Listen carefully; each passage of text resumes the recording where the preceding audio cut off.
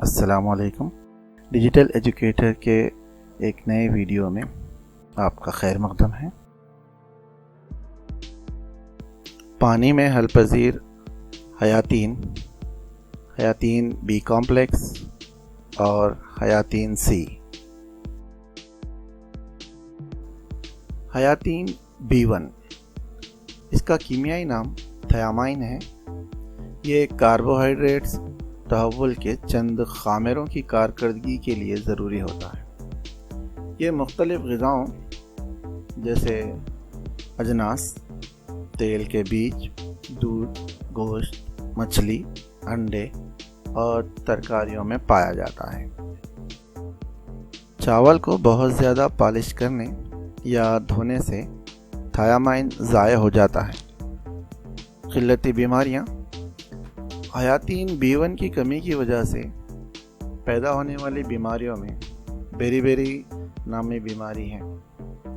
اس بیماری میں پنڈلی کے عضلات نازک ہو جاتے ہیں۔ اس کے علاوہ اس بیماری میں خے، لرزہ، بھوک کا نہ ہونا بھی دیکھے جا سکتے ہیں۔ بعض حالتوں میں سانس لینے میں تکلیف اور فالج کا اثر بھی دیکھا جاتا ہے۔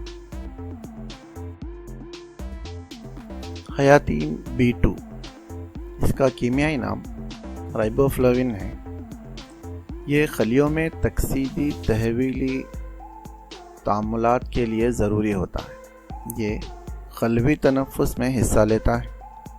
یہ غذا جیسے دودھ، انڈے، جگر، گردے اور سبز پتے والی ترکاریوں میں موجود ہوتا ہے۔ حیاتین B2 کی کمی کی وجہ سے التہاب لسان، سوجن والی سرخ اور مجلہ زبان، شعاع خوف، منہ کے زاویوں کا شق ہونا، فلسے دار جلد جیسی بیماریاں پیدا ہوتی ہیں، جیسے کہ تصاویر میں دیکھا جا سکتا ہے۔ حیاتین B3 اس کا کیمیائی نام نیاسین یا نکوٹینک ترشا ہے۔ یہ کاربوہائیڈریٹس، لحمیوں اور چربیوں کے تحول کے لیے ضروری ہوتا ہے۔ یہ غذائیں جیسے جگر، گوشت، مرغ کا گوشت، مچھلی اور پھلیوں میں پایا جاتا ہے۔ مونگ پھلی نیاسین کا بہترین ذریعہ ہے۔ حیاتین B3 کی کمی کی وجہ سے درشت جلدی بیماری پیدا ہوتی ہے۔ درشت جلدی کے مریض کی جلد کو دھوپ میں رکھا جائے تو جلد پر صبغے اور فلسے نمودار ہوتے ہیں اور جلد تڑک جاتی ہے۔ اس کے علاوہ التہاب جلد یہ ایک جلدی بیماری ہے۔ اسہال اور اطاحت یعنی حافظے کے فقدان جیسی علامتیں بھی دیکھی جا سکتی ہیں۔ حیاتین B6 اس کا کیمیائی نام پیریڈاکسین ہے۔ یہ امینو ترشوں کے تحول میں اہم رول ادا کرتا ہے۔ یہ غذائیں جیسے دودھ، جگر، گوشت، انڈے کی زردی، مچھلی، اجناس، پھلیوں اور ترکاریوں میں پایا جاتا ہے۔ حیاتین B6 کی کمی کی وجہ سے زود خراش پذیری، متلی، فقر الدم، ابکائی اور خے جیسی بیماریاں پیدا ہوتی ہیں۔ بچوں میں اس کی کمی عضلات کے اینٹھن کا سبب بنتی ہے۔ حیاتین B9 اس کا کیمیائی نام فولک ترشا یا فولیٹ ہے۔ یہ نواتی ترشوں کی تیاری کے لیے ضروری ہوتا ہے، یعنی RNA اور DNA کی تیاری کے لیے۔ یہ ہڈیوں کے گودے میں خون کے خلیوں کے نمو کے لیے بھی ضروری ہوتا ہے۔ غذا کو بہت زیادہ پکانے سے فولک ترشا ضائع ہو جاتا ہے۔ یہ غذائیں جیسے دودھ، جگر، گوشت، انڈے، اجناس اور پتے والی ترکاریوں میں پایا جاتا ہے۔ فولک ترشے کی کمی کی وجہ سے فقر الدم یعنی خون کی کمی، اسہال اور سفید جسیموں کی تعداد میں کمی واقع ہوتی ہے۔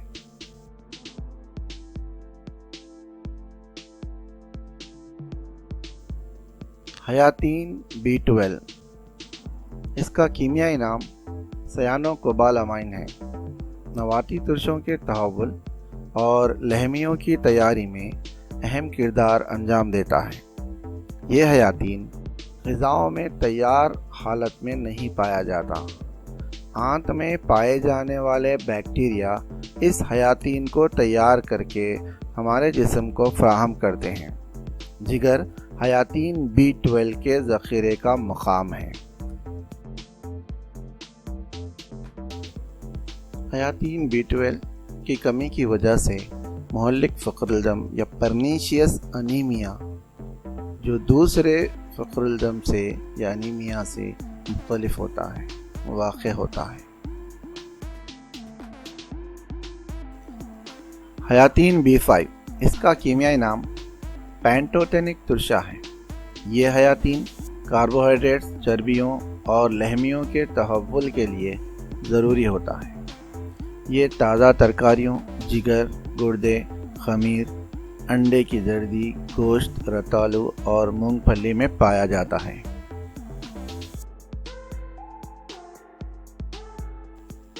حیاتین B5 کی کمی کی وجہ سے انسانوں میں پیروں میں ہیجان انگیز جلن پیدا ہوتی ہے۔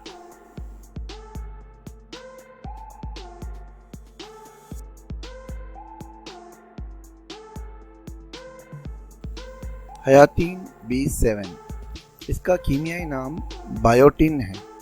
اسے حیاتین H بھی کہا جاتا ہے۔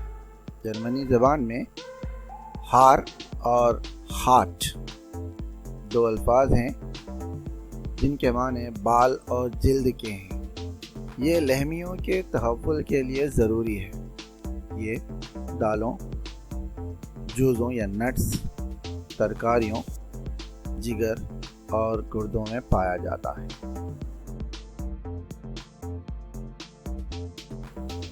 حیاتین B7 کی کمی کی وجہ سے عضلات میں درد، تھکن، عصبی نظام میں خلل اور ذہنی انحطاط جیسی بیماریاں پیدا ہوتی ہیں۔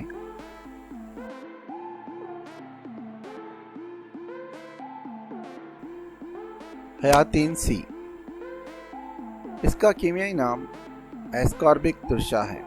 یہ بافتوں کی تکسیدی تعاملات میں اہم کردار انجام دیتا ہے اور یہ کولاجن کی تیاری کے لیے بھی ضروری ہے۔ خون کی وعاؤں، اتصالی بافتوں، غضروف اور دانتوں کے ڈینٹائن کی تیاری کے لیے کولاجن ضروری ہوتا ہے۔ یہ لوہے کے انجذاب اور ذخیرہ اندوزی میں بھی مدد کرتا ہے۔ یہ حیاتین حسب معمول نمو، زخموں کے منمل ہونے اور ٹوٹی ہوئی ہڈیوں کو جوڑنے کے لیے بھی ضروری ہے۔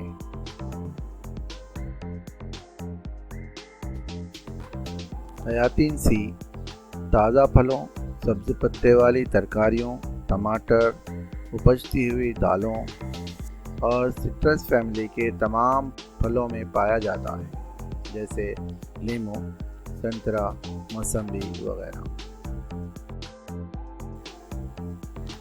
حیاتین C کی کمی کی وجہ سے اسخربوت نامی بیماری پیدا ہوتی ہے۔ اس بیماری میں مسوڑوں میں سوجن آ جاتی ہے اور ان سے خون بہنا شروع ہو جاتا ہے۔ جوڑوں کے قریب اور جلد کے نیچے خون بہتا ہوا دکھائی دیتا ہے۔ ہڈیوں کی شکستگی واقع ہوتی ہے اور زخموں کے منمل ہونے میں تاخیر ہوتی ہے۔ Thanks for watching. Drop a like, leave a comment, and don't forget to subscribe.